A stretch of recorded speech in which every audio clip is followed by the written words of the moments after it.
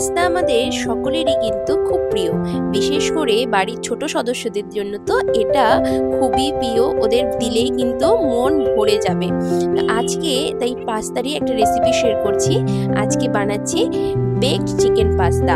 তো আমার কাছে একটু চিকেনের সলিড পিস ছিল, সেগুলোকে একটু ছোট ছোট করে টুকরো করে কেটে সেটাকে লবণ, গোলমরিচের গুঁড়ো, ভিনিগার আর একটু রসুন কুচি দিয়ে ম্যারিনেট করে 30 মিনিটের জন্য রেখে দিয়েছি। আর এদিকে পাস্তাটাকে একটু সেদ্ধ করে নেব, তার জন্য লবণ আর সামান্য একটু রিফাইন অয়েল দিয়ে পাস্তাটাকে আমি সেদ্ধ করে নিয়েছি। এটা আমি সুজি পাস্তা ইউজ করেছি, এটা সেদ্ধ হতে মোটামুটি 10-12 মিনিট মতন সময় লাগে। পাস্তাকে সেদ্ধ করে জল ঝরিয়ে রেখে দিচ্ছি। এবারে প্যানে তেল গরম করে তাতে লঙ্কা কুচি, রসুন কুচি আর পেঁয়াজ কুচি দিয়ে সেটাকে বেশ ভালো করে সতে করে নিয়েছি।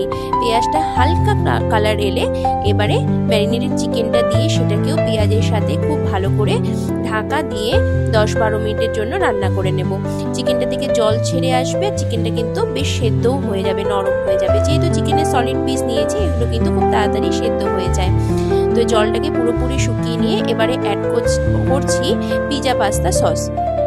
সেটাকেও চিকেনের সাথে খুব ভালো করে মিশিয়ে নিচ্ছি, একটু সতে করে নিচ্ছি এটাকে, যাতে কাঁচা গন্ধ কোনো রকম না থাকে। আর অ্যাড করছি অরিগ্যানো আর চিলি ফ্লেক্স। এবারে সেদ্ধ করা পাস্তাটা দিয়ে খুব ভালোভাবে মিশিয়ে আরও 2-3 মিনিট একটু হাই ফ্লেমে এটাকে টস করে নিয়েছি। পাস্তাটা কিন্তু আমার একদম রেডি। স্বাদের জন্য লবণটা একটু চেক করে নেবে, কম বেশি অনুযায়ী তোমাদের মতো লবণটা ব্যবহার করবে। এবারে একটা বেক টিন নিয়ে পাস্তাটাকে সেই বেক টিনে আমি ট্রান্সফার করে দিয়েছি।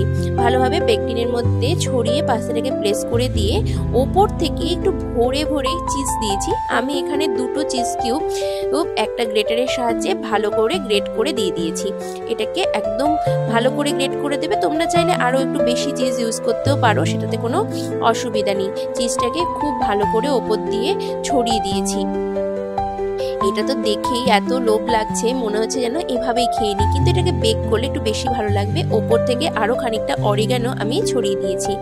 এবারে কনভেকশন মোডে 200 ডিগ্রি টেম্পারেচারে 10 মিনিটের জন্য আমি এটাকে বেক করে নিচ্ছি। 10 মিনিট বেক করার পরে দেখো ওপরে খুব সুন্দর একটা কালার ধরেছে। আর এবারে এটাকে সার্ভ করে নিচ্ছি।